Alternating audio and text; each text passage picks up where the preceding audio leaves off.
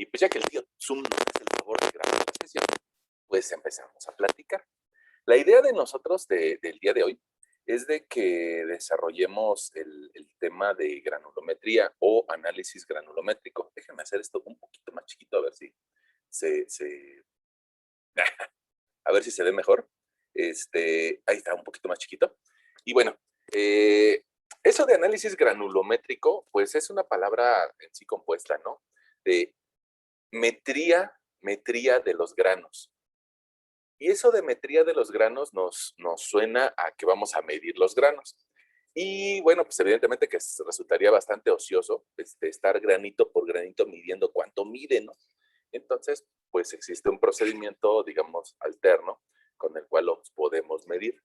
Y no nos interesa grano por grano saber cuánto mide, sino más bien un porcentaje de granos, sobre todo si tenemos una gran masa de suelos, ¿no?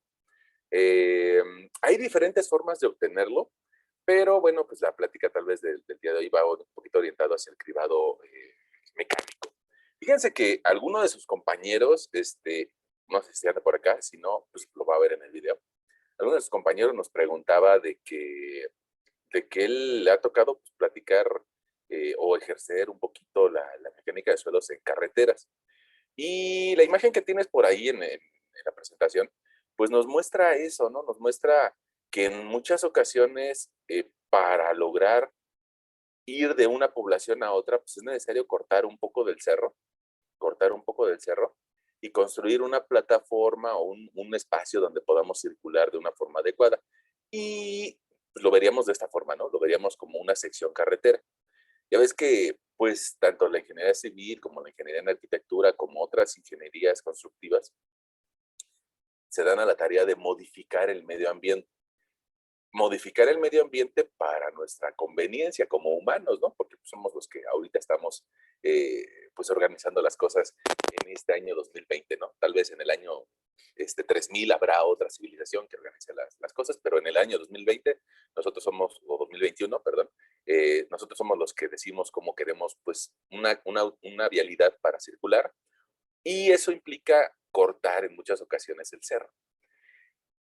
¿Y por qué lo implica? Pues porque a diferencia de otras profesiones donde pongamos a alguien que se dedica a hacer, pues tal vez actividades didácticas, puramente didácticas, si nosotros queremos ir a comprar una libreta, pues vamos a la papelería, ¿no? Y ahí nos la venden. Si nosotros queremos, tal vez atornillar una lámpara, pues vamos a la palería y nos venden una serie de pijas o tornillos, ¿no? Pero en cambio, si nosotros queremos construir una carretera o queremos construir una vialidad, pues no podemos ni siquiera ir al Home Depot, ¿no?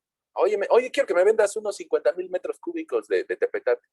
No, pues ni siquiera Home Depot nos lo puede vender, sino que en muchas ocasiones la naturaleza es la que nos da esos materiales y hay que ir y tomarlos de la naturaleza. Ahora, ojo, tiempo, no es tan fácil como, pues voy a tomar un poco de material de la naturaleza. No, todas las montañas, aunque tú veas que son miles de montañas en nuestro país, cuando tomas la carretera y te vas hacia Cuernavaca o te vas hacia Puebla o te vas hacia Querétaro, seguramente vas a ver un montón de montañas. Y fíjense que pues, mi esposa a veces me decía, ¿y todas esas montañas tienen dueño? Yo le digo, pues sí, todas las montañas tienen dueño. Entonces, cuando ves por ahí un paisaje muy bonito, pues en realidad estás viendo una parte que es de una persona y otra parte que es de otra. Y esos dueños pues, son los responsables o los que habría que pedirles permiso, autorización, para tomar parte de su suelo, de su contenido, ¿no? De ese cerro. Ahora, eh, de ahí pues sale la oportunidad de que en algún momento un ingeniero le dijo a alguien que tenía un cerro o que era dueño de un cerro, le dijo, oye, ¿me puedes vender una tonelada, un metro cúbico o una camionada de tepetate? Y esa persona vio una oportunidad de negocio y se genera esto que se llama banco de materiales. La naturaleza, de forma eh, histórica, no va a decir, yo me voy a poner a propósito, o yo a propósito voy a generar un banco de arena, o yo a propósito voy a generar un banco de arcilla, o yo a propósito voy a generar un banco de tepetate. No, la naturaleza hace sus procesos que ya habíamos platicado en algunas otras sesiones, Y somos los humanos los que logramos identificar que algún cerro es rico en gravas o que algún cerro es rico en arenas limosas o que tiene algunas características que podemos utilizar dentro de la construcción. No todos los cerros los podríamos utilizar, pero algunos sí. Ahora, de esa naturaleza, como un banco de materiales, pasar a la construcción de una carretera, pues requiere ciertos requisitos. Y probablemente en alguna otra sesión ya te había dibujado una sección carretera, más o menos así. Y de forma superficial, pues tal vez nosotros necesitamos una carpeta donde podamos rodar en una forma segura y que sea un tránsito cómodo, que no vayamos brincando, ¿no? En la terracería, no, sino que a nosotros, pues los humanos, tal vez nos interesa andar en esa carretera unas condiciones estables, ¿no? Y seguras. Entonces, por eso, en la parte superior, las vialidades, las autopistas y las carreteras vecinales o los caminos vecinales tienen una carpeta asfáltica. Una carpeta que puede ser de asfalto o de concreto, ¿no? Eh, la diferencia entre ellas, pues radica mucho en su forma de trabajar. Las carpetas que son de asfalto, o sea, las carpetas que vemos como negras, son flexibles, son hechas con derivados del petróleo, como el asfalto. Nuestro país, que era un país en el siglo pasado petrolero, bueno, pues trató de generar una red carretera que, que tuviera carpetas asfálticas, porque nuestro país era un país petrolero. Por eso muchas de nuestras carreteras pues, son negras o de asfalto. Y en cambio hay otros países que no tienen ese desarrollo petrolero y que prefirieron optar por carreteras de concreto, hechas de cemento, grava y arena, ¿no? Nosotros, sobre todo, recordemos hace tal vez 100 años después de la revolución, tuvimos un periodo de estabilizador que pues, tal vez muy marcado en la época del cardenismo de Lázaro Cárdenas, que incluso nos dio la vida al Politécnico, y que ese desarrollo tenía tintes nacionalistas y trataba de ocupar los recursos del país, incluyendo el petróleo, incluyendo pues, los cerros del país, y bueno, y por eso pues, nuestras carreteras son de asfalto. Si se dan cuenta, en los últimos 30, 40 años hemos dejado esa visión nacionalista y hemos entrado en esto de la globalización y del neoliberalismo. Y entonces dijimos, bueno, pues ya producir petróleo ya no es tan interesante, no, pues mejor los hacemos de concreto. Y entonces por eso las nuevas vialidades en muchos sitios terminan siendo de concreto. Ambos tienen ventajas y desventajas, ¿no? El concreto es más duradero, pero es muchísimo más caro. Y el asfalto tiene la ventaja de que es flexible. Es decir, con la temperatura o con el calor que hay en Chiapas, en Oaxaca o en Sinaloa, resulta que ese asfalto se expande en el día cuando tiene una temperatura alta y el asfalto permite la expansión de esa vialidad y por la noche cuando hace frío, bueno, pues se contrae y se expande y se contrae. Y también con los autos que pasan encima. El concreto no hace eso. El concreto no tiene esas deformaciones, no es tan flexible y por eso el concreto requiere de unas juntas constructivas que hay que calafatear o rellenar de un producto derivado del petróleo que permita que se expandan y se contraiga las juntas del concreto. Bueno, los dos son sistemas que sirven, los dos sirven, nada más que te digo, sí, la diferencia es que el concreto es mucho más caro, la ventaja es que dura más años. El asfalto no dura tanto y sobre todo si es un asfalto mal diseñado, porque el asfalto también se diseña. Tal vez nosotros en ese Tecamachalco, en arquitectura, no llevamos una materia que permita el diseño del asfalto, pero nuestros primos que están allá en Zacatenco, ellos sí tienen una materia que se dedica a diseñar la mezcla asfáltica y a diseñar el cuerpo de la vialidad.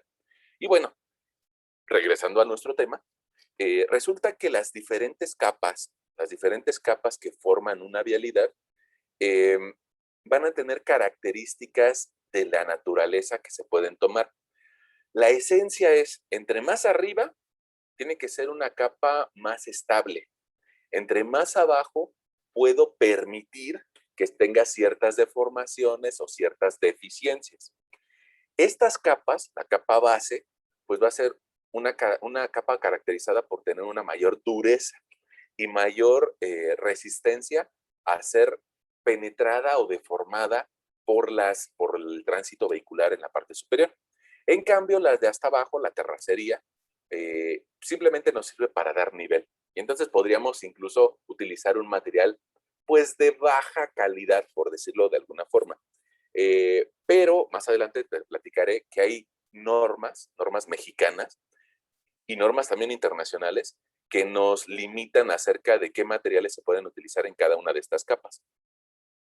Y una de esas requisitos que nos pide para utilizarla en diferentes capas es la granulometría, es decir, el tamaño de los granos. Bueno, ahora, nosotros decíamos de que en la naturaleza hay bancos de materiales. Hay que cumplir con algunos requisitos acerca de la extracción de rocas de esos bancos de materiales. Es decir, no solamente el que sea el dueño del cerro se puede poner a venderlo triturado, sino que hay que cumplir con unos requisitos ambientales. Y no sé si alcanzas a ver por aquí que hay un letrero que dice clausurado. Llegan a clausurar los bancos de materiales porque evidentemente que el retirar esas rocas de un cierto sitio va a traer consigo un cambio en la vida que se desarrolla en la zona. Y desde el punto de vista ambiental, pues puede generar migración de especies de un sitio a otro o cambios en el régimen hidráulico, en la forma de escurrir el agua de la región. Entonces, pues hay que cumplir con esos lineamientos, con esas revisiones ambientales antes de que nos clausuren, ¿no? Bueno, ahora, el material que nos da la naturaleza, pues en algunas ocasiones nos los da de tamaños impresionantes. Fíjate, aquí esta roca que alcanzamos a ver en esta zona, yo creo que ha de tener como unos 70 centímetros de desarrollo, unos 70 por 30. Y entonces, pues sería muy difícil de ocupar debajo de una vialidad. Para ello, pues existen maquinarias que la trituran y que nos permiten tal vez obtener gravas de un cierto tamaño que se puedan utilizar. Y otra vez viene la palabra tamaño de la grava o tamaño de la partícula, es decir, granulometría o análisis granulométrico. Bueno, ahora, si bien requiere triturar ese material bueno, no, la naturaleza no lo requiere. Más bien nosotros requerimos que la naturaleza nos dé gravas trituradas. En otras ocasiones ya viene el material bien y probablemente, mira, si eres un poquito observador, te darás cuenta que por aquí hay una región donde se alcanzan a ver arenas y gravas de un menor tamaño. Entonces, probablemente esa zona la podríamos utilizar, pues tal vez de forma directa, ¿no? Nada más que habría que analizar cuál es su tamaño de grano. Y para eso está la prueba de granulometría. Lo ideal es de que nosotros la hiciéramos en un laboratorio de mecánica de suelos, en la escuela que tiene un laboratorio de mecánica de suelos, si tú lo recordarás, está por donde estaban las canchas de básquetbol. Y bueno, nosotros pues por ahí contamos con una serie de mallas. Esas mallas nos permiten hacer un cribado, es decir, un filtrado, una diferenciación en base a su tamaño. La esencia es de que las gravas, las mallas que se colocan en la parte superior, tienen aberturas mayores. Y al tener aberturas mayores, permiten el paso de algunas partículas que tienen tamaños más pequeños. En cambio, las partículas que tienen tamaños más grandes, pues se quedan retenidas. Denme un segundito.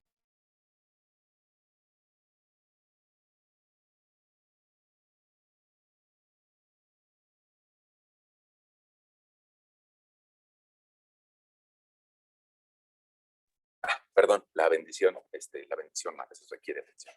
Bueno, yo les decía que estas mallas me van a permitir diferenciar diferentes tamaños de partícula dentro de un suelo.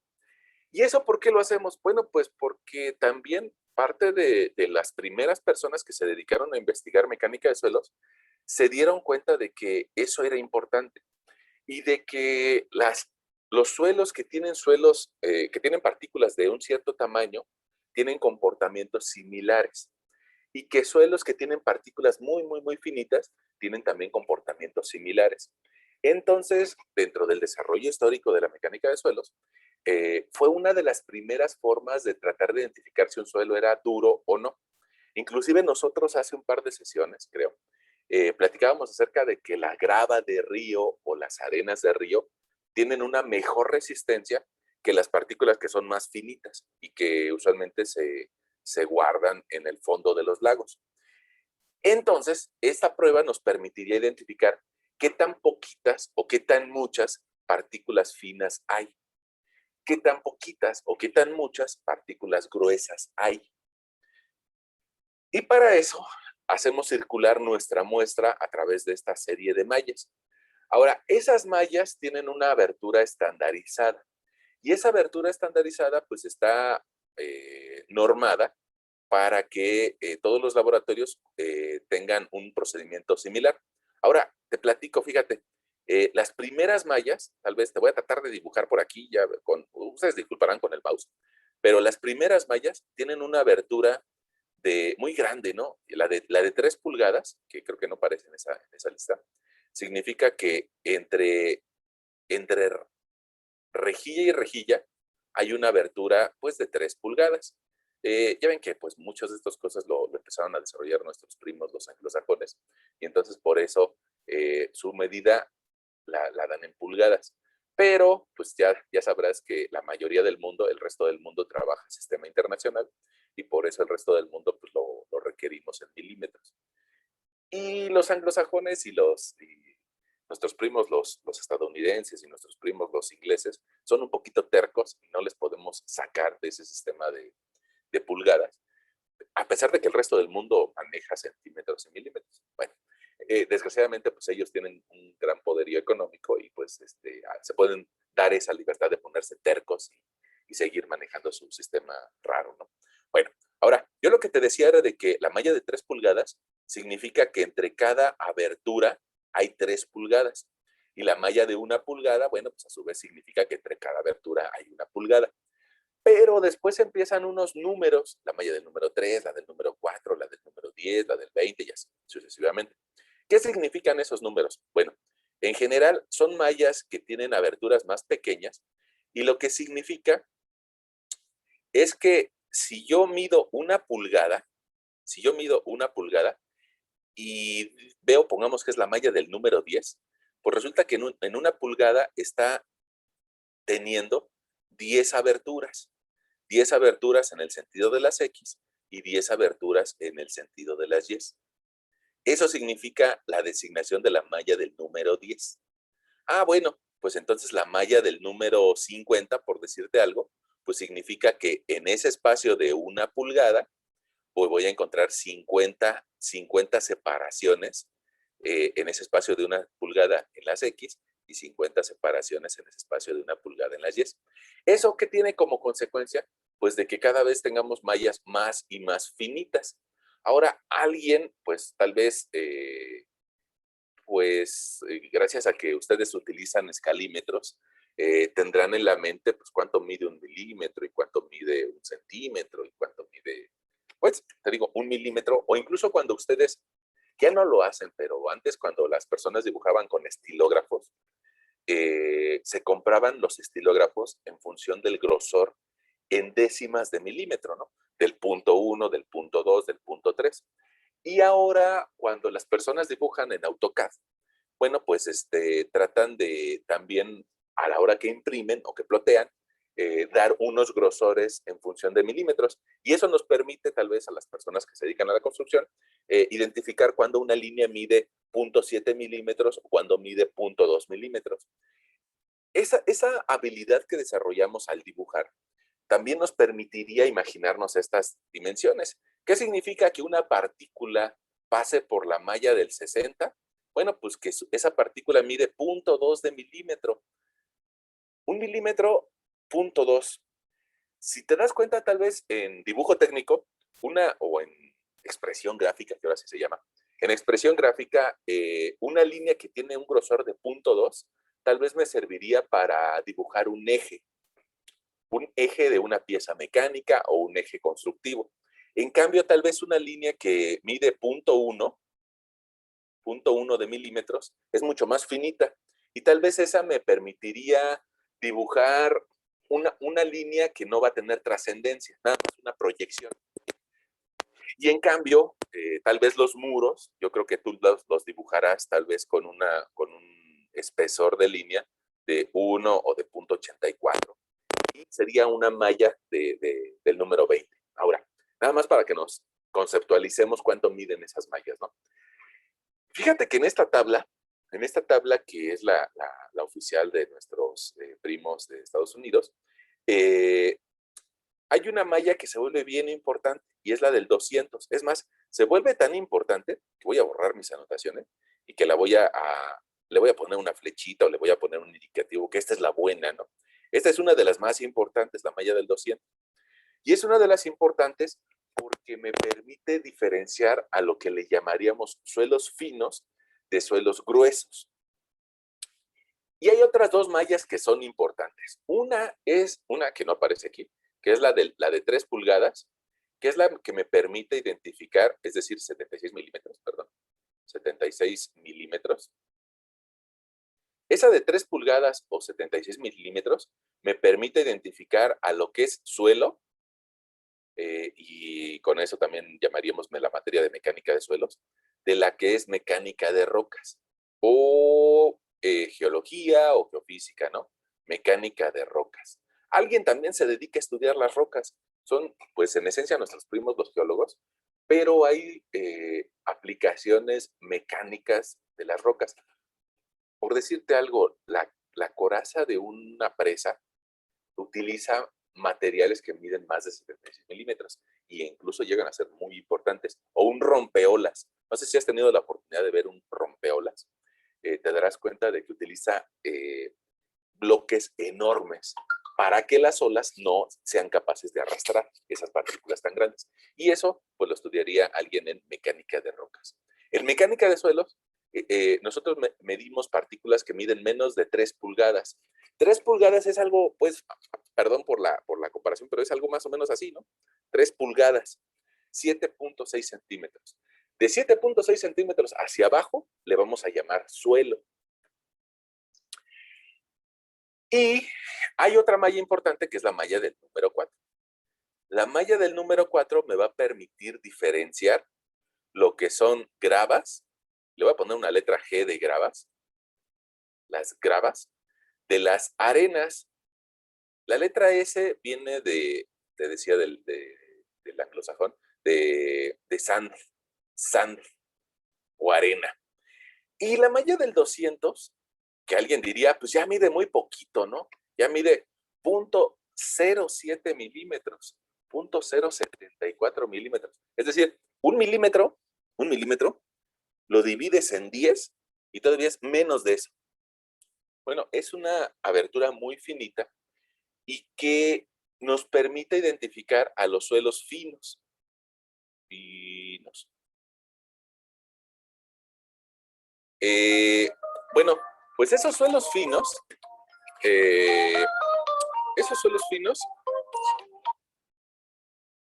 son los que nos dan mucha lata, ¿no? En la Ciudad de México. Los que son producto del desecho del lago o bueno, pues desintegración de rocas más grandes. No sé si me den la oportunidad. Yo creo que esas notas sí valdría la pena que las tuviéramos en nuestro cuaderno. Entonces, si me dan la oportunidad, me salgo de esta sesión y me meto a la misma sesión, pero con la tableta, ¿no? Para escribir algo. Denme nada más, pues 10 segunditos, ¿no? Voy a decirle aquí que me voy a más.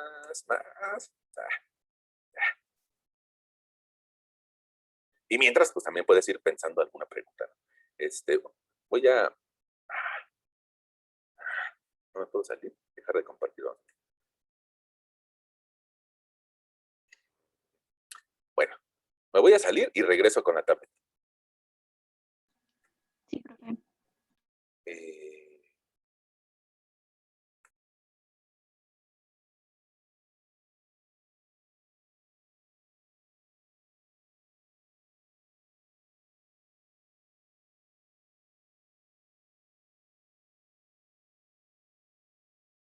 Ya regresé en otro dispositivo, ahora les comparto esta pantalla y bueno, ahora sí les puedo escribir. Entonces, fíjense que nosotros la esencia de lo que estábamos platicando era, vamos a meter un montón de mallas, muchas mallas. En algunas ocasiones se pueden poner más, en algunas ocasiones se pueden poner menos, y a través de esas mallas vamos a hacer circular un poco de suelo. Ese suelo debe tener algunas características. El suelo que nosotros circulemos debe de estar seco y disgregado. ¿Por qué seco y disgregado? Ah, pues porque,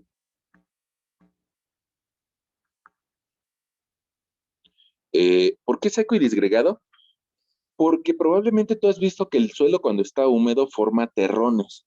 Y esos terrones, si yo los oprimo, pues en realidad terminan por deshacerse en partículas más pequeñitas.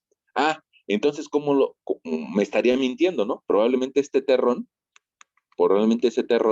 se quedaría atrapado en alguna de esas mallas. Y me estaría diciendo, mira, eso es una grava.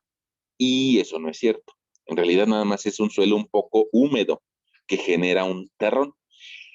Para evitarme ese engaño, pues entonces lo que yo tengo que hacer es que lo tengo que secar. ¿Qué podría hacer? Bueno, pues podría mi muestra de suelo, tal vez meterla al horno, si es pequeña, o bien dejarla a la exposición del sol para que se seque. Y ya después de que se seque, bueno, pues le doy un poco de golpes, un poco de golpes, ya sea con un marro de cabeza plástica o con un mazo de madera, para no fragmentar las partículas que tienen un tamaño original. O sea, nada más me interesa disgregarlo. Bueno, eh, vamos a pasar ahí nuestro suelo por una serie de mallas. Y yo les decía que había dos importantes. Bueno, sí, dos que se vuelven un poquito más importantes que las otras. Una de ellas es la de 3 pulgadas, es decir, la de 76 milímetros, y otra de ellas es la del número 200, y es decir, que mide 0.074 milímetros. Nosotros decíamos en la otra presentación que de 76 milímetros hacia abajo le podemos llamar suelo, de 76 milímetros hacia arriba le podemos llamar fragmento rocoso y se estudia en mecánica de rocas.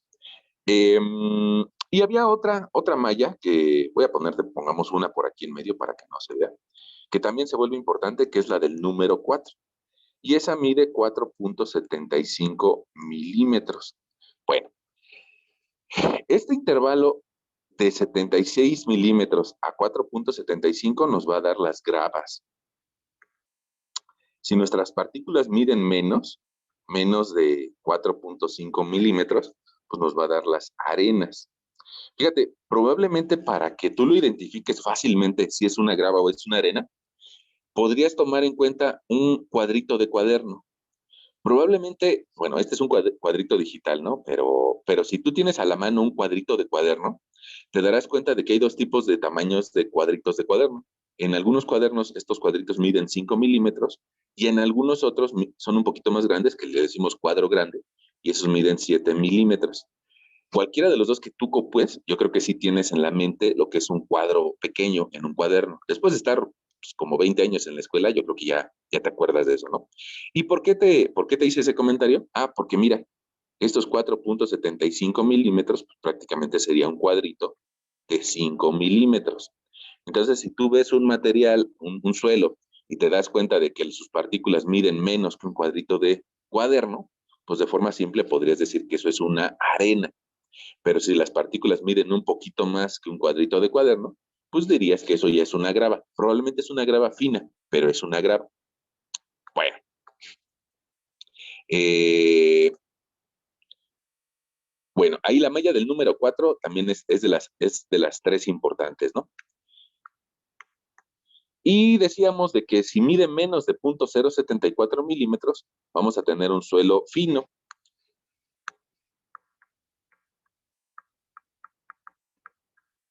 Ok. Ahora, no sé. Profe, perdón. En el segundo sí son los 4.75 milímetros o centímetros. Milímetros. Ah, ya, ya, ya. Sí, Sí, gracias. sí. En los tres son milímetros. Y en los tres, bueno, en el segundo que nos comentabas, pues por eso te decía, más o menos un cuadrito de cuaderno, más o menos mide 5 milímetros. Un cuadrito de cuaderno, cuadro chico, ¿no? Entonces, pues con más razón nos queda que es 4,75 milímetros. Ya está. Ahora, fíjate que la clasificación más sencilla que nosotros podríamos decir acerca de suelos, desde el punto de vista que nos sirvan, la clasificación más sencilla tendría que ver con gravas, arenas, limos y arcillas. Y alguien tal vez incluiría tal vez a los orgánicos. Bueno, y esa clasificación tan sencilla también nos permite por aquí poner esos límites. De esa línea naranja hacia abajo, pues digamos que son los suelos finos. Ahora, fíjate, esos se les llama suelos finos por el tamaño que tienen, 0,074 milímetros. Si nosotros fuéramos a la alacena de la cocina y tomáramos el chocomilk y lo sintiéramos entre nuestros dedos, más o menos ese sería el tamaño de granos de los suelos finos. Perdón por la comparación con el chocomilk. Podrías también utilizar una maicena. Más o menos ese tamaño de la arena, de la maicena, es lo que nos da el tamaño de suelos finos como arcillas o como limos. Y en cambio, los otros, las gravas y las arenas, a estos les llamamos suelos granulares. Voy a moverme tantito. Granulares. ¿Por qué les llamamos granulares? Pues porque sentimos los granos. O sea, inclusive si se te mete una arena en el zapato, ya te causa molestia porque se siente el grano. En cambio, los limos y las arcillas, si tú tomas un poco de chocomilk, un poco de maicena entre tus dedos, te vas a dar cuenta de que no se percibe el tamaño del grano. Es muy finito, prácticamente patina entre tus dedos, más si está mojado. Bueno, entonces esa es una primera clasificación que nos va a ayudar a entender más clasificaciones más adelante. Eh, Ahora, ¿qué podríamos nosotros hacer con cada uno de esos materiales que se retiene en cada una de estas mallas? Pues resulta que en esa malla se va a quedar un cierto peso. Y entonces, en cualquier malla, después de agitarlas, que eso no se los he comentado, pero haz de cuenta que estas mallas se montan en un aparato que les permita agitarlas. Y con esa agitación, pues lo que va a pasar es de que algunas partículas se van a quedar aquí agrupadas. Ahora, fíjate, si yo tenía un peso inicial de suelo, por decirte, te daba, por decir un número, 1,000 gramos, y resulta que en la malla del número 10, por decirte algo, se queda un peso retenido de tal vez 50 gramos, bueno, pues entonces yo podría sacar un porcentaje retenido en la malla 10. ¿Y cómo lo podría hacer? Bueno, pues dividiendo 50 entre 1,000 gramos, ¿no? Es decir, lo que se quedó en esa malla entre el total analizado. Y bueno, por ahí ya me va a dar un cierto porcentaje, ¿no? Mi resultado lo puedo multiplicar por 100 para que sea fácil de manejar. En este caso, bueno, pues nos daría de un 5%, ¿no? Pues mi porcentaje retenido sería igual al 5%. Y así como lo hicimos ahorita, por ejemplo, en esta malla 10, bueno, también lo podríamos hacer para la malla del 20, para la malla del 100, para la malla de 2 pulgadas, y así respectivamente con cada una de ellas. Bueno, entonces, déjenme regresar a la otra pantalla para decir, ay, qué latoso. Vamos a regresar a la otra pantalla, no es que me dé la oportunidad.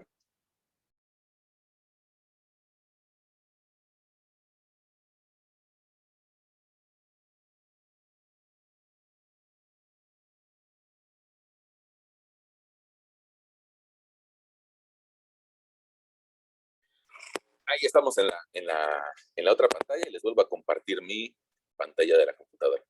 Bueno, eh, nos habíamos quedado en esa laminita y resulta que esas mallas es necesario agitarlas es necesario agitarlas para que se cribe el material. Podemos hacerlo de forma manual, es decir, nosotros podemos tomar las mallas y agitarlas, pero eso pues, cuesta trabajo.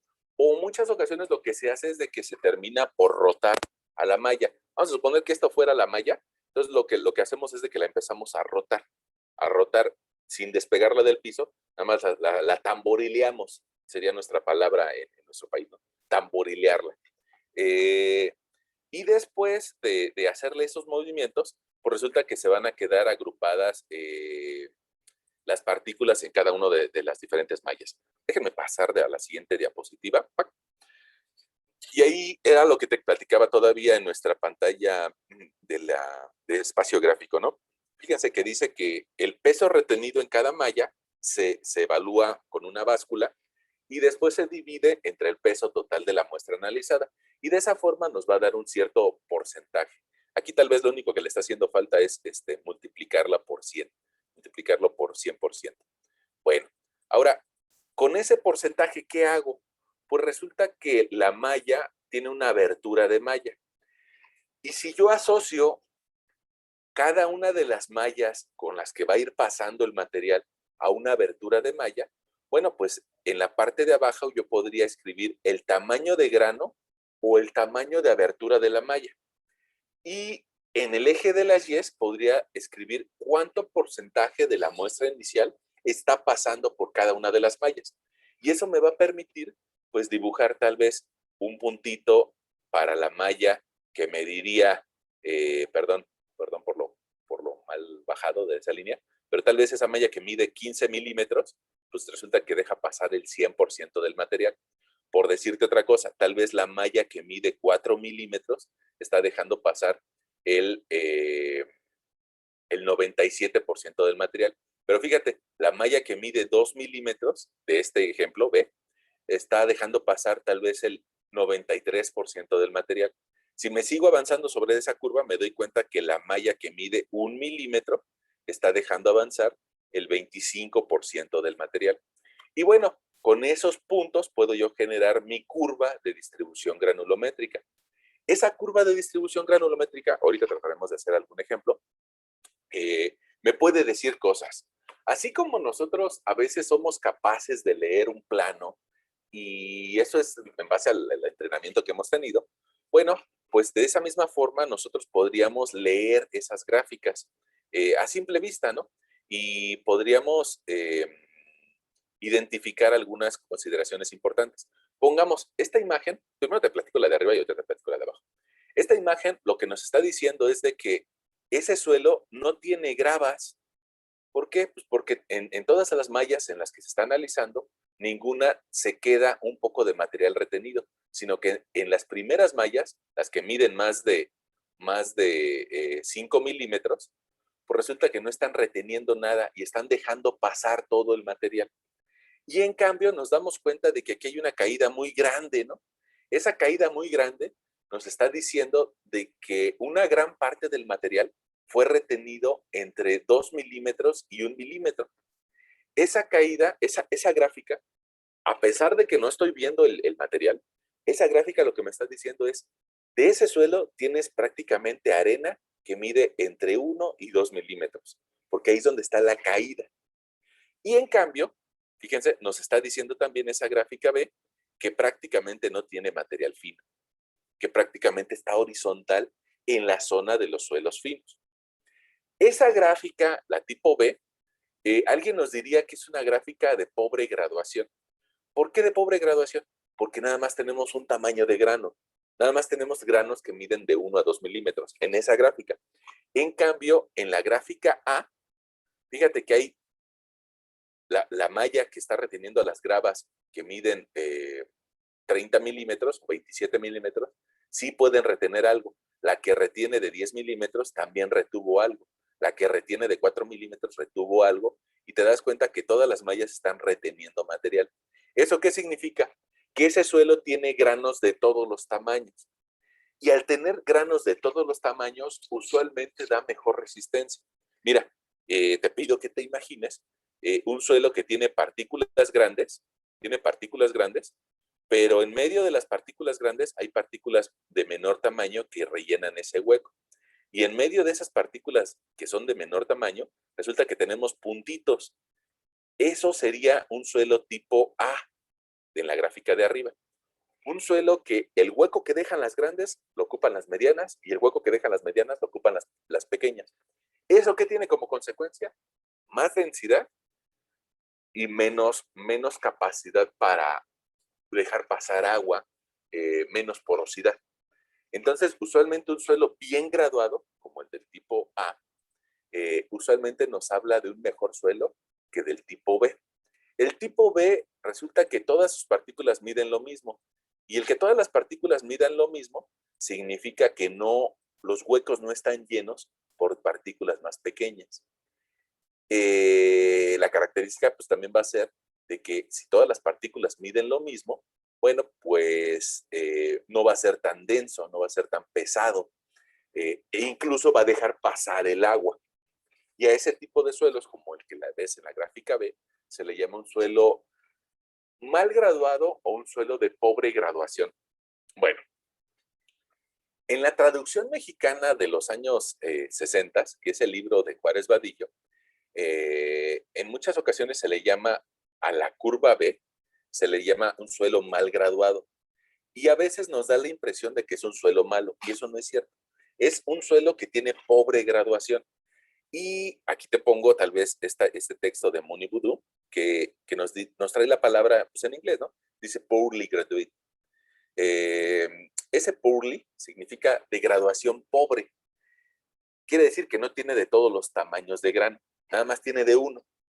Ahora, si te das cuenta en esta gráfica de Muni Voodoo, lo único que hicieron fue que en lugar de tener las cantidades grandes al inicio, el 100 y el 10, ellos en los libros más recientes los tratan de reescribir al revés. 100 a la derecha y luego el 10.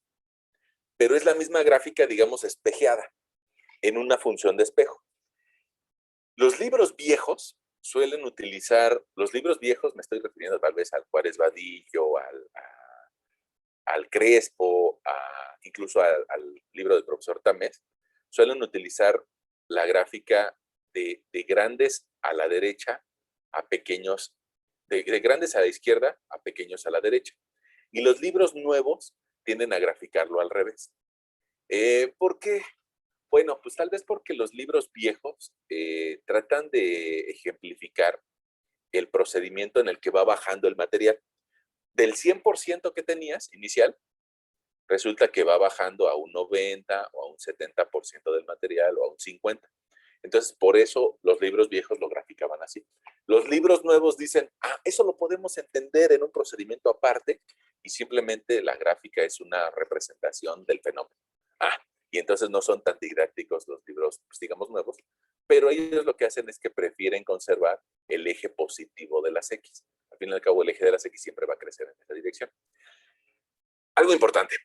Probablemente te darás cuenta de que esa separación no es constante, sino que va siendo cada vez más pequeñita y que lo que en la primera parte de la gráfica, pongamos aquí, de aquí a aquí hay 90 unidades, bueno, en el siguiente ciclo nada más hay 9 unidades y en el siguiente ciclo hay 0.9 de unidades. Y eso se da porque las gráficas granulométricas se llevan a cabo en ciclos logarítmicos. Los logaritmos es algo que te explicaron a ti en el nivel medio superior, cuando estamos, pues tal vez en los primeros cursos del nivel medio superior, los logaritmos. Y los logaritmos resulta que le han servido a la humanidad durante muchísimo tiempo. Tal vez para nosotros es muy fácil tomar una calculadora y pedirle a la calculadora cantidades terriblemente grandes o terriblemente pequeñas. Pero eso, y de pedirle multiplicaciones y divisiones y senos y cosenos y cosas así. Pero eso no ha existido siempre. Las calculadoras como estas, pues tal vez llevarán en nuestro mundo como unos 50 años de existir. Entonces, antes, hacer cálculos elaborados los hacíamos con logaritmos. Y esos cálculos elaborados con logaritmos son más fáciles que hacerlos a mano sin logaritmos. Ahora, ¿por qué lo ocupamos aquí? Bueno, pues porque si nosotros hiciéramos una gráfica aritmética y graficáramos porcentaje que pasa, ese porcentaje que pasa contra la distribución granulométrica y lo viéramos en escala aritmética, es decir, 1 a 1, 1 en X contra 1 a Y, lo más seguro es de que nuestra gráfica la veríamos nada más así, como una hipérbola. Y en realidad, pues esa gráfica no nos dice información. ¿Por qué? Pues porque esa gráfica tiende a graficar todo igual. En cambio, la gráfica en escala logarítmica me permite graficar cosas muy grandes, cosas que miden 100 milímetros, es decir, algo así, 10 centímetros, pero al mismo tiempo me da la oportunidad de identificar variaciones y diferencias en algo que mide 1 centímetro, o sea, 10 milímetros. Y al mismo tiempo, esa gráfica me permite identificar variaciones o diferencias en algo que mide menos de 1 milímetro. Entonces, por eso se utiliza esa gráfica logarítmica. No somos los únicos que la usamos.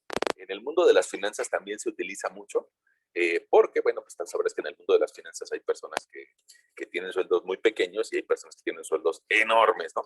Entonces, las gráficas logarítmicas nos permiten graficar en una sola gráfica cantidades muy grandes y muy pequeñitas. Bueno, creo que yo por ahí les mandé alguna imagen que les decía que si podían imprimir para hacer un ejercicio. Yo creo que sí nos da tiempo. Si me apuro un poquito, sí nos da tiempo. Bueno, fíjense, esas imágenes nos representan lo que es el proceso de hacer una prueba granulométrica. Tomamos una muestra como la que veíamos que estaba del banco de materiales y esa muestra hay que primero cuartearla. ¿Qué significa cuartearla? Pues hacer una muestra homogénea. Probablemente la persona que nos trajo la muestra no lo hizo.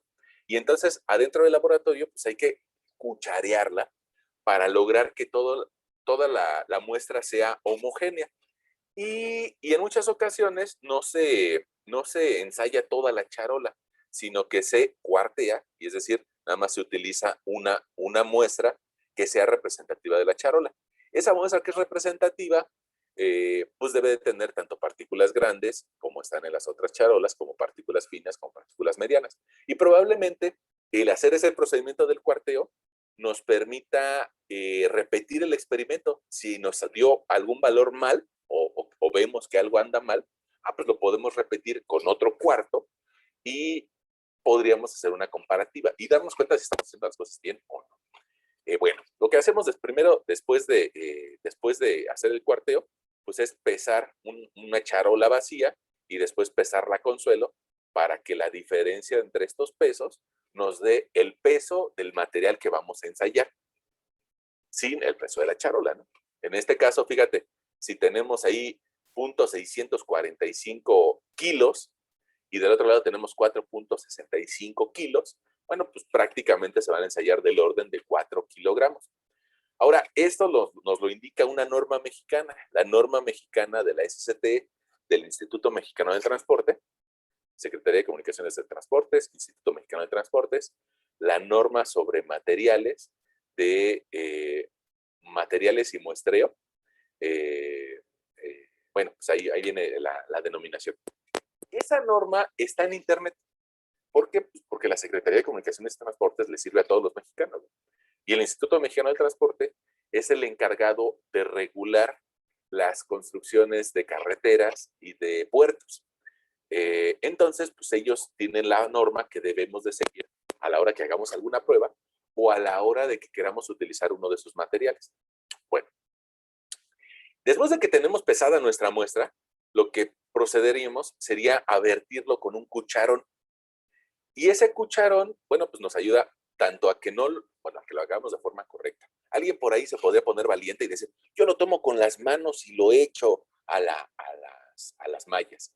Bueno, si lo haces con tus manos, te vas a quedar en las manos un montón de material fino, de polvo, que es parte del suelo y que lo vas a estar perdiendo. Entonces, por eso hay que utilizar el cucharón para vertirlo de forma correcta. En algunas ocasiones nos auxiliamos de una brocha que nos permite bajar el material que haya quedado pegado en el cucharón. Bueno, lo bajamos a nuestras mallas y de forma natural, por gravedad, se van a empezar a clasificar. pero hay que ayudarle a la gravedad y hay que meter a nuestro juego de mallas dentro de una máquina que se llama Rotap. Este juego de mallas y la máquina lo tenemos en la escuela, especialmente por la pandemia, no lo podemos ocupar ahorita, pero lo pasaríamos a ese Rotap. Y este dispositivo lo que va a hacer es de que por medio de una frecuencia, va a empezar a generar una vibración lateral y en algunas ocasiones en la parte superior también le pega. Entonces, este juego de mallas empieza a vibrar de forma lateral y de repente recibe ciertos golpeteos para lograr que todas las partículas bajen. La norma que decíamos no establece un tiempo de duración del vibrado. Más bien lo que nos dice es, tienes que asegurarte que después de 1 minuto ya no pase 1 gramo de material entre una malla y otra. Entonces, pues bueno, nos da la libertad de elegir un cierto tiempo de vibrado. Algunas personas utilizan 5 minutos, algunas otras personas utilizan 10 minutos. Bueno, pues eso va a depender un poquito del gusto y de lo que veamos en el material, ¿no? Si es un material que por ahí todavía tiene, pues, que se puede pegar entre sí, bueno, pues hay que dejarle más tiempo para que se disgregue. Y después de hacer ese vibrado, pues nos vamos a dar cuenta de que cada una de nuestras muestras va a tener un poco de material retenido. Si te das cuenta, pues bueno, estas partículas no pueden seguir avanzando. Sin embargo, en algunas ocasiones hay algunas que sí pueden seguir avanzando. Y entonces se nos permite, tal vez con una espátula o con algún desarmador, tratar de buscar si alguna podría avanzar a la malla de abajo, a la malla de abajo, ¿no? Bueno, para las mallas que son grandes o gruesas, como, pues bueno, como esta, fíjate, esta primera abertura de malla, yo creo que ahí está alcanzando a ver tal vez unos 2 milímetros, unos 2 pulgadas de separación. Entonces, pues ahí es muy evidente que va a pasar el material sin ningún problema. Tal vez en esta nueva imagen que estás viendo, pues tal vez aquí la separación de la abertura de las mallas ande del orden pues de un poquito menos de 1 centímetro, ¿no? Tal vez 7 milímetros, 8 milímetros. Y bueno, ahí ya le empieza a costar un poquito de trabajo. Pero mira, en la imagen que ves en la parte derecha de tu pantalla, pues probablemente ahí la abertura ya es de 2 o 3 milímetros. Y cada vez le empieza a costar más trabajo a las mallas hacer el cribado del material. Entonces, mira, aquí incluso estás viendo la malla que se está utilizando, la malla del número 10 o la malla del número 20, y eso significa que tenemos pues ya tamaños bastante pequeñitos. Nos podemos auxiliar, podemos hacer 2 tipos de análisis cuando las partículas miden muy poquito. Podemos hacer un cribado mecánico, que es en seco, o lo podemos hacer por lavado. Si lo hacemos por lavado, bueno, pues se le agrega agua a la malla para lograr que el agua funcione como lubricante. Es decir, que si algunas partículas todavía alcanzan a pasar y con poquita agua lo logran hacer, bueno, pues me permite hacer un análisis más detallado de la muestra, ¿no? Ahora, hay que tener un poquito de ojo con lo que se hace. Al aventarle agua, algunas partículas van a seguir pasando y este líquido hay que pasarlo por la siguiente malla y por la siguiente malla y por la siguiente malla. Y entonces se vuelve una tarea bastante tardada, sobre todo el analizar partículas que miden tal vez menos de 1 milímetro. Es un procedimiento tardado y que algunas veces no es necesario, ¿no? Si en algunas ocasiones, bueno, nuestro material está tan fácil de identificar que es un suelo fino, un suelo granular, que en algunas ocasiones no es necesario hacer esto, sino simplemente con el cribado mecánico es suficiente. Ahora, yo te decía, si esa agua la tengo que pasar por las otras mallas, pues en algunas ocasiones incluso es necesario dejar decantar, decantar a esa agua. Es decir, que se vayan a la parte de abajo las partículas sólidas y que el agua se empiece a limpiar de forma natural, tal vez después de 1 o 2 días de dejarla reposar. Y probablemente estas muestras con mayor pulpa acerca del material, o sea, aquí todavía vemos una solución turbulenta.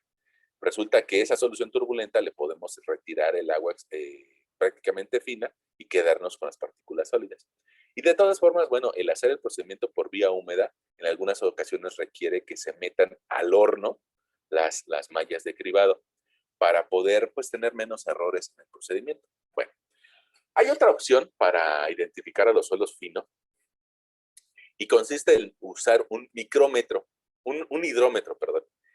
El hidrómetro, fíjate que si tú checas el libro, el Braja Das o el Juárez Vadillo o algún otro libro de texto, probablemente verás una imagen así. Y honestamente, para serte sincero, yo cuando lo veía en un libro, pues no me lo imaginaba, ¿no? Yo como que decía, pues no me lo imaginaba. Es una pieza rara, ¿no? Hasta que, bueno, pues tal vez lo pude conocer en un laboratorio de posgrado. Eh, y bueno, pues resulta que prácticamente es esta pieza.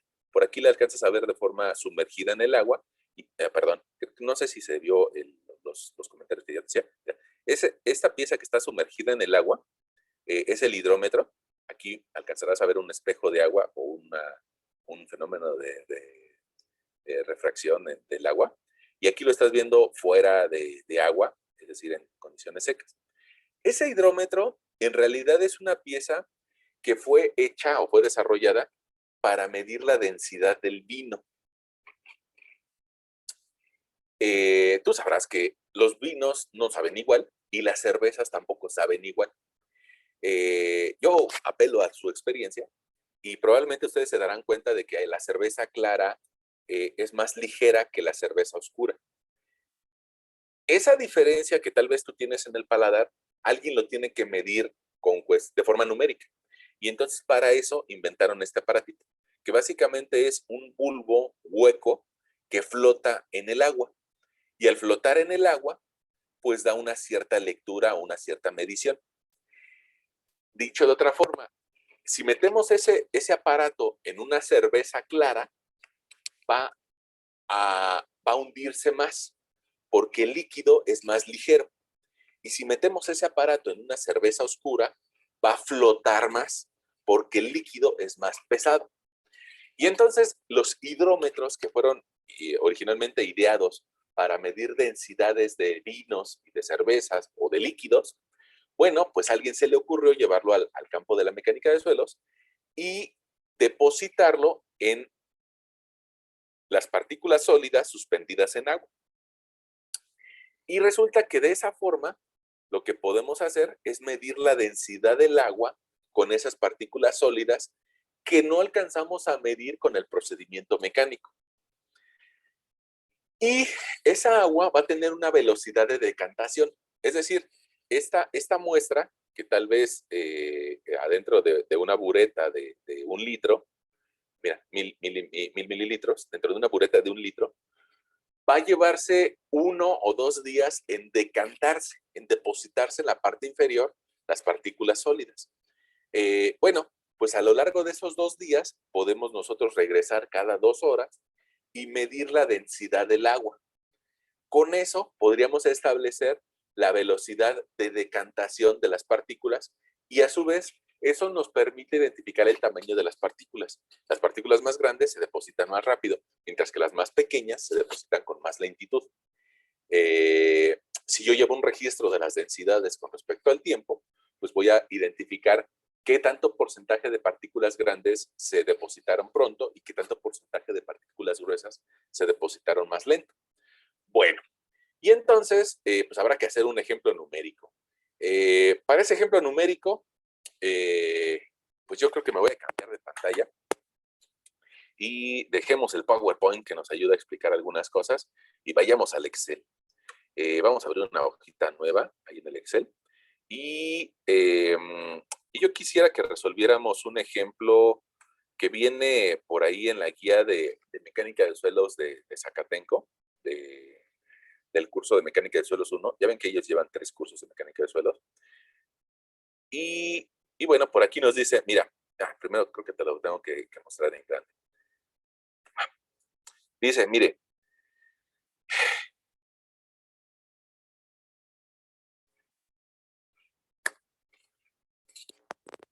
pongamos aquí una pregunta. Dice, defina qué es análisis por mallas o tamices y defina qué es análisis por hidrómetro. Bueno, pues creo que ya lo platicamos. Define coeficientes de uniformidad y curvatura. Eso no lo hemos platicado. Pero primero vamos a hacer este ejemplo. Mira, dice, dibuje la curva granulométrica del suelo y determine los porcentajes de material como sus respectivos coeficientes de curvatura y de uniformidad. La muestra seca es de 3.800 gramos y se hizo un análisis granulométrico obteniendo la siguiente información. Bueno, pues ya que sabemos el enunciado, pues vamos a hacer nuestra hojita de Excel donde le escribimos a nuestro lector, le decimos, mira, el peso total es de 3.800 gramos. 3.800 gramos. Ok. Y me dice que en cada una de esas mallas se retuvo un poco de material. Entonces voy a copiarlo aquí en mi hojita de Excel y le voy a decir, mira, en la primera malla, en la malla de 1,5 pulgadas, una y media pulgada, resulta que se retuvo 0 gramos. Peso retenido. Órale.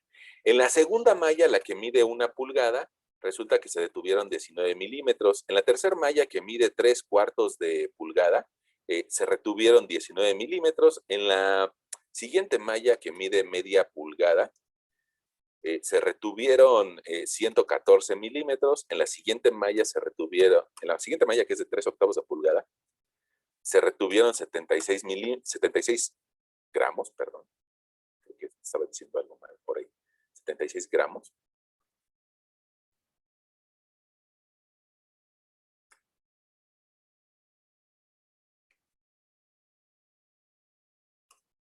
Peso retenido. Vamos a decirle a nuestro doctor que está en gramos. Y nos hacen falta la malla del número 4. Y una charola. Ok. Y resulta que en la malla del número 4 se retuvieron 228 gramos. Ok, vamos a decirle a nuestro amigo el Excel que lo queremos un poquito más grande. Ahí está. Bueno, ¿qué hacemos con esos valores? Lo primero es identificar cuánto mide la abertura de cada malla. Probablemente, bueno, las primeras sean un poco sencillas de identificar, pero probablemente no. Entonces, ya ven que nosotros teníamos una abertura de mallas o que les mostré en la presentación de PowerPoint. Y que esa abertura de mallas, pues es el tamaño de mallas estandarizado, ¿no? Entonces, pues mira, ahí lo estás viendo en la parte derecha de tu pantalla. Y resulta que nosotros también podríamos a esa malla ponerle su abertura en el sistema que nosotros entendemos, es decir, en milímetros, ¿no? Abertura de esa malla. Y fíjate que la malla de 1,5 pulgadas dice que mide 38.10 milímetros. Lo alcanzarás a ver, mira, aquí en este renglón, 38.10. Luego la de 1 pulgada mide 25.4 milímetros.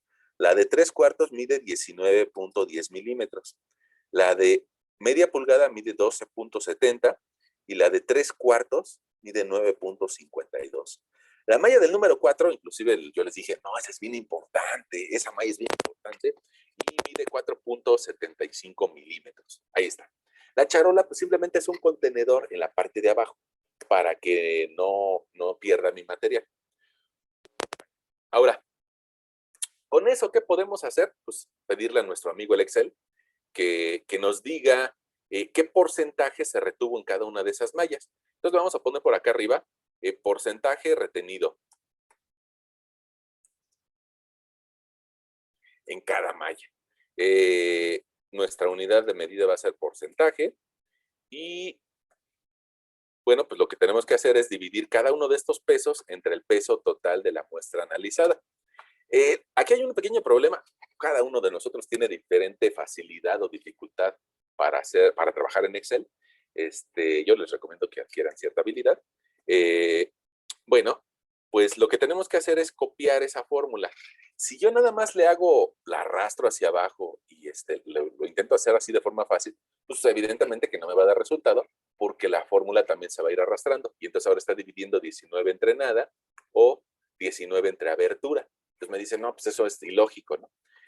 Para salvar ese valor, bueno, pues lo que podemos hacer es de que le podemos poner un candado o anclar la fila del Excel. Entonces, antes del 3 le vamos a colocar un signo de pesos. Ese signo de pesos me va a permitir a la fórmula que ya metí, arrastrarla sin que se mueva. Y entonces, mira, te darás cuenta de que siempre está haciendo referencia, cualquier, eh, cualquier fila está haciendo referencia a la misma celda que es la del peso total. Y entonces ahí nosotros estamos encontrando porcentajes, ¿no? Ahora, pues probablemente, si quiero expresarlo como porcentaje, tengo de dos opciones, ¿no? Decirle, mira, este es un porcentaje con el tipo de número, o puedo tomar esa misma operación y multiplicarla sin decirle al primo Excel que es un porcentaje, multiplicarla por el 100%. Y bueno, pues arrastrar mi fórmula. Ahí está. Entonces resulta que esos porcentajes significa 0.5%, 3%, 2% o 6%. Ya está. Ahora, eso pues no me dice nada. Yo lo que en realidad requiero es saber qué porcentaje pasa a cada una de esas mallas. Y entonces por eso le voy a escribir aquí porcentaje que pasa. Y como no quiero confundirme con la anterior, le voy a poner inclusive un colorcito para que se vea coqueto, ¿sale?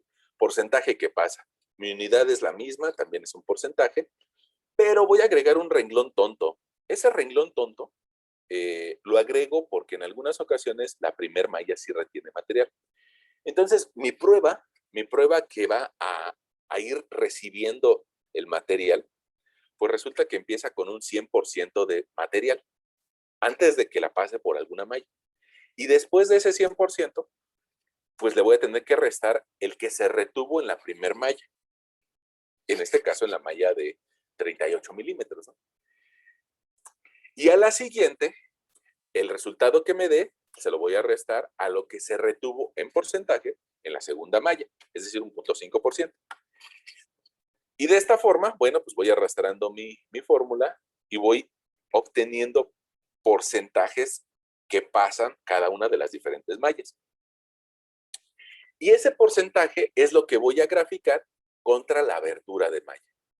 Ahora, ahorita te voy a platicar un par de cosas. Nuestra prueba, digamos que no está completa porque nada más analizamos hasta la malla del número 4.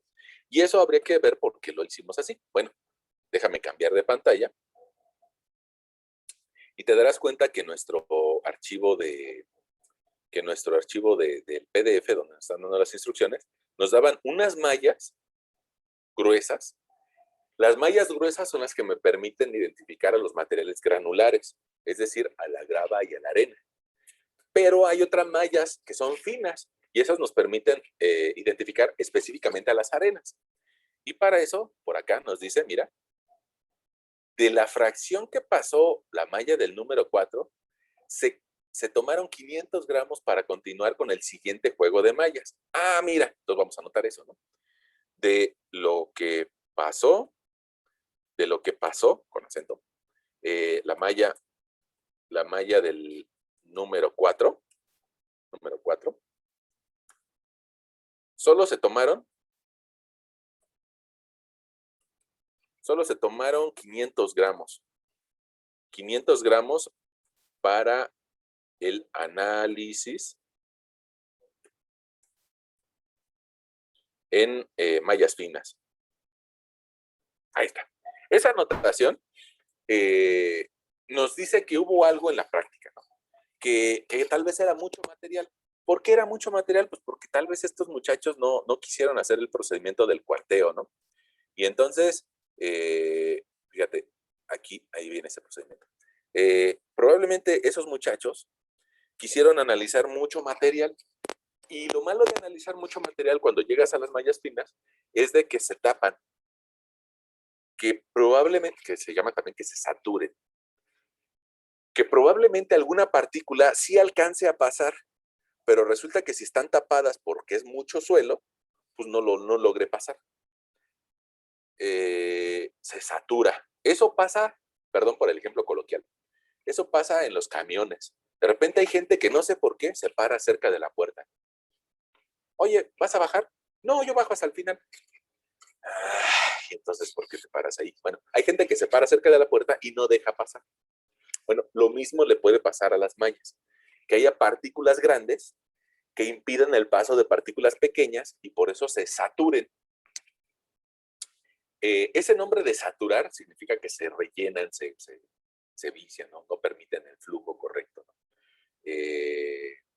Entonces, para evitar que se saturen, lo que hicieron en esta prueba fue que solamente tomaron una parte del material. Y nos están diciendo que para las siguientes mallas, vamos a escribirlas por acá, vamos a escribir otra vuelta estos cabeceros, para la segunda etapa de la prueba, que fueron las mallas finas. Y en las mallas finas tal vez tenemos la malla del al 35, la malla del número 10, la malla del número 10, la del número 20, la del número 40, la del número 60, la del número 100, la del número 200 y otra charola. Ok. Y resulta que nos dicen, fíjate que del total que pasó la primera etapa, solamente se ensayaron 500 gramos para la segunda etapa. En segunda etapa, bueno, voy a ponerle aquí una flechita.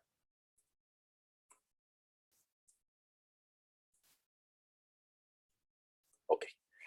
Este material que se ensayó en la segunda etapa, pues digamos que va a representar un cierto porcentaje para las nuevas mallas. Ahora, antes de eso, como lo hicimos en la vez anterior, hay que saber cuánto miden esas mallas. Y bueno, pues nosotros teníamos una tablita, o te mostré por ahí, viene en cualquier libro, no necesariamente, ay, tenemos que verle el video del profesor, no, esa tablita viene en cualquier libro. Si tú tienes el Juárez Babillo, si tienes el Muni Vudú, si tienes el Braja, ahí encuentras esos valores. Bueno, la malla del número 10 tiene una abertura de 2 milímetros, la malla del número 20 tiene una abertura de 0.84, la malla del número 40 tiene una abertura de 0.42. Alguien diría, pero yo no tengo el libro. Pero vivimos en la era del internet, ¿no? Entonces, si muchos de ustedes consiguen el crack del AutoCAD, yo creo que por más razón consiguen el PDF de cualquier libro que quieran. Bueno, la malla del número 60 tiene 0.25 de abertura, la malla del número 100 tiene 0.149 de abertura, la malla del número 200 tiene 0.074 y la charola. Le decimos a nuestro primo Excel que queremos que en base a los gramos que estuvo retenido en cada una de esas mallas, queremos saber su porcentaje. 193.18, 144.89, 68.18, 31.25, 17.05, 5.68 y en la charola se quedaron 39.77 gramos. Ese peso de la charola, ahorita vemos cómo bueno, fíjate, si yo nada más dividiera 193 entre 500 gramos, pues resulta que yo estaría sacando un porcentaje bastante alto. Pero ese es el porcentaje de los 500 gramos que pasaron, 38%. Y resulta que eso me mentiría. Déjame poner el candadito antes del 17 para poder arrastrar la fórmula. Ahí está. Ahí está el candadito. Y si te das cuenta, aquí el Excel en la parte de abajo nos está diciendo que suma 100%. Y eso no es cierto. Eso no es cierto, porque nada más es la parte fina del suelo la que se está analizando en las segundas mallas. ¿Eso qué quiere decir? Que necesitamos saber cuánto porcentaje pasó las mallas gruesas, las mallas que miden hasta 4 milímetros. Y eso lo sabemos de acá arriba. Miren, resulta que el porcentaje que pasa la malla del número 4 es de 88%. Eso significa a su vez que estos porcentajes yo los tengo que multiplicar por 0.88. Y entonces, ahora sí, esta suma me va a dar un 88%, aquí en la parte de abajo estás viendo, 88%, y esa suma corresponde a la parte fina. Bueno, ahora, de la misma forma que lo hicimos en la sesión, en la tabla de arriba, pues no empezamos con el 100%, sino que empezamos con el valor anterior, empezamos con un 88%, y a este valor hay que irle restando cada uno de los nuevos porcentajes.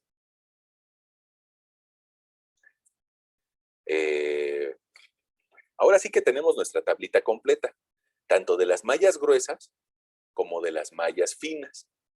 Y ya que tenemos nuestra tablita completa, pues podemos hacer la gráfica, ¿no? En cuestiones normales habría que hacer la gráfica con sus puntitos, irle colocando en la gráfica de distribución granulométrica para diferentes tamaños de malla, diferentes puntitos. Tal vez eso te lo explique en otra sesión, pero yo creo que ahorita por los minutos que nos hacen falta, mejor lo hacemos en Excel, ¿no? Bueno, entonces mejor lo hacemos en Excel y le decimos, mira, quiero insertar, me voy al menú insertar, quiero insertar una gráfica, pero no cualquier gráfica, ¿no? Quiero esta, la que se llama gráfica de dispersión XY. ¿Por qué de dispersión XY? Porque utiliza dos variables, la X y la Y. Alguien podría tomar esta gráfica, pero esa es una gráfica un poco más simple. Solamente utiliza una variable. Es decir, para el dato 1, el resultado es 10. Para el dato 2, el resultado es 20. Para el dato 3, el resultado es 30. Pero nada más utiliza una variable. Yo, como voy a meter coordenadas en X y en Y, necesito esta que se llama gráfica de dispersión XY. Y entonces le digo, pues mira, quiero una gráfica de dispersión, si quieres, de este tipo de puntitos. Ahí está mi gráfica de dispersión. Le doy clic derecho y le voy a decir seleccionar datos. Y me dice, pues aquí están tus datos, ¿no? Le digo, esta es tu serie inicial, le voy a decir modificar. Quiero que se llame esa serie, quiero que se llame, le voy a escribir, ahorita le voy a poner granulometría, luego les digo por qué le vamos a cambiar granulometría. Ok. Y mi eje de las X, ustedes recordarán que en el eje de las X se grafica la abertura de la malla. Entonces, pues voy a tomar los valores de abertura de malla a partir del valor numérico. De la C8 a la C13. Y después, en el eje de las Y, quiero que me grafique el porcentaje que pasa de la F8 hasta la F13. Ahí está. Y ahí tengo una primer parte de la curva. Ya me está graficando X contra Y. Tiene lógica. Vamos a revisar alguno de las filas. Mira, me está diciendo, la malla que tiene una abertura de 12 milímetros tiene un porcentaje de 96 de lo que deja pasar. Pero nada más estoy graficando las mallas gruesas. Entonces, le voy a dar otra vuelta, clic derecho a la pantalla, al área gráfica, y le digo seleccionar datos. Y le digo, ¿sabes qué? Es que tengo otra serie. Le voy a agregar lo que son los suelos, las arenas. Y las arenas, resulta que sus aberturas de malla son las que están en la tabla de abajo, de la fila 22 a la fila 27, creo. Sí, 22 a la 27. Y los porcentajes que deja pasar, pues serían la columna F, de la 22 a la 27. Ahí está.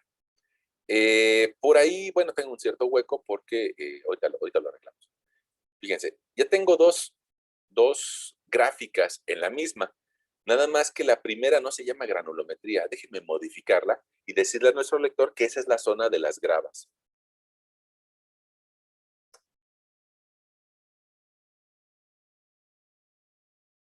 Vamos a decirle que aceptamos. Y ahí tenemos nuestra gráfica, pero esa gráfica, honestamente, no se parece nada. No se parece nada a la que yo les mostré tal vez en la presentación.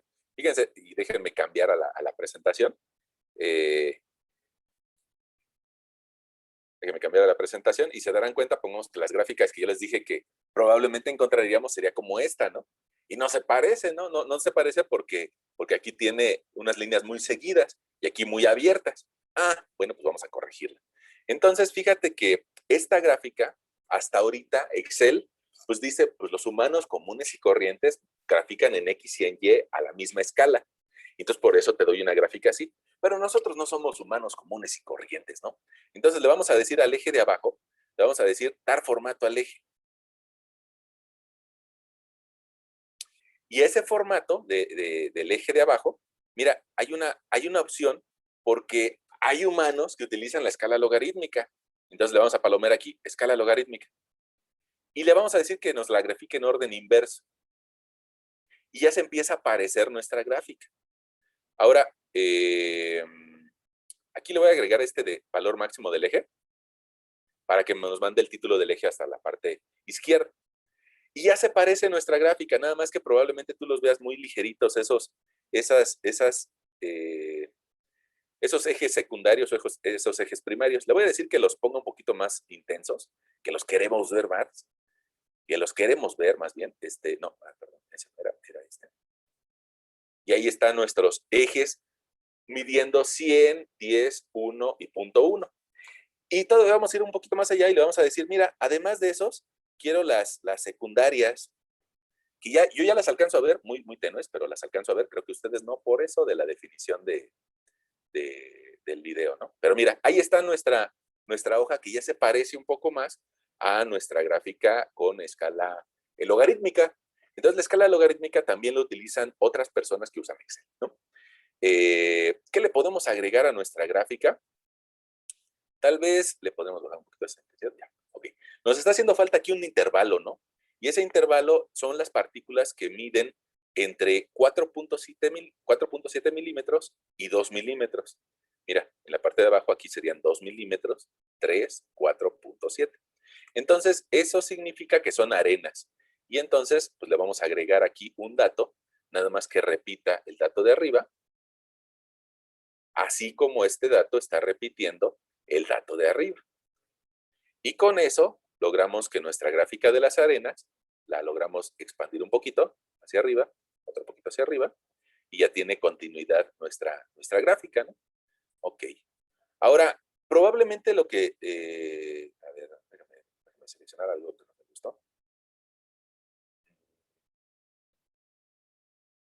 Cambiar tipo de gráfico. Yo le dije que de dispersión, pero creo que le dije que redondeara. Entonces no le voy a pedir que redondee, sino nada más que las deje rectas, ¿no? Que como que está mostrando una curva de más ahí. Bueno. Tengo una zona de gravas y una zona de arenas. Le puedo pedir a mi eje horizontal, a mi eje vertical, perdón, que quiero ver un poquito más sus divisiones, entonces lo voy a poner de color negrito, y que no quiero que vaya de 0 hasta el 120, sino que quiero que vaya del 0 hasta el 100 nada más. Para que se vea un poquito más bonita, ¿no? A mi gráfica tal vez le voy a dar un poquito de mayor ancho para que sea más evidente, para que resalte. Y bueno, pues ahí tiene los puntos. Bueno, pues ahí está nuestra gráfica. Yo creo que nos está haciendo falta algunos elementos. Alguno de los elementos que nos está haciendo falta tal vez sería, déjame que me deje el Zoom entrar. Diseño de gráfico. Vamos a decirle que queremos agregar un título del eje horizontal primario. También queremos agregar un título de eje vertical primario. Y también queremos agregar un título de todo el gráfico, ¿no? Título del gráfico, encima del gráfico. Entonces, hasta arriba le vamos a poner análisis granulométrico. Análisis granulométrico.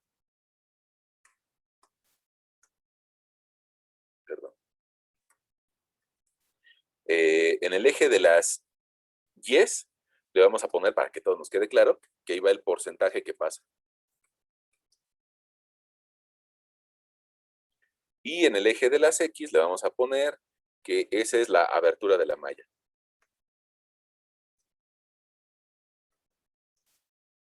Abertura de la malla. Y bueno, pues ahí ya tenemos nuestra gráfica del ejemplo, no sé, 30 de la guía de ESIA Zacatenco, ¿no? De repente, pues, fíjense, honestamente a mí me da, yo doy clases en las dos, y hay veces que hay personas que de Zacatenco dicen, no, pues es que los muchachos de Tecamachalco no ven números, ¿no? Ellos nada más hacen maquetas, y la realidad es de que no, también estamos viendo números, ¿no? Entonces, pues esa es un poquito la intención, que nosotros también podemos obtener gráficas de temas de suelos, de ingeniería y de muchas otras cosas. Ahí tenemos una gráfica logarítmica que nos está dando el análisis granulométrico. Y vamos a ser un poquito más específicos del problema 49. Voy a ponerle por aquí, que es de nuestro problema 49. Y bueno, a esa gráfica todavía hay que analizarle algunas cosas. Hay que determinarle su de 30, su de 60, su de 10, su coeficiente de curvatura y su coeficiente de uniformidad. Evidentemente que eso no nos va a dar tiempo de resolverlo en 2 minutos que nos quedan. Y yo creo que eso lo resolveremos en nuestra siguiente sesión. Pero, mientras tanto, mientras llegamos a esa siguiente sesión, yo creo que podrías hacer dos cosas. O podrías graficar esta curva de análisis granulométrico en la hoja blanca que tienes, graficarla a mano una vez, y también podrías tratar de repetir esta hojita de Excel y que llegara a la misma hoja, ¿no? Yo creo que nos sirve mucho de práctica. El usar Excel a algunas personas les duele, pero pues cuando algo nos duele, pues hay que estarlo haciendo muchas veces, ¿no? Hasta que deje de doler. Así como en algún momento hacer sentadillas nos dolía las piernas. Bueno, pues haces muchas sentadillas y ya te deja de doler. Uno se acostumbra. Si por ahí no hay cosas de Excel que no manejas, pues la única forma de manejarlas es metiéndonos a ellas, ¿no? Bueno, yo creo que por el día de hoy podríamos dejar nuestra plática y te digo, esta gráfica la vamos a retomar en nuestra siguiente sesión para sacarle más datos a ella. Y en la siguiente sesión podríamos hacer otro ejemplo, ¿no? Bueno. Profe, Sí. la tarea que es para el martes, ¿se puede hacer a computadora o también es a mano? Yo honestamente les decía que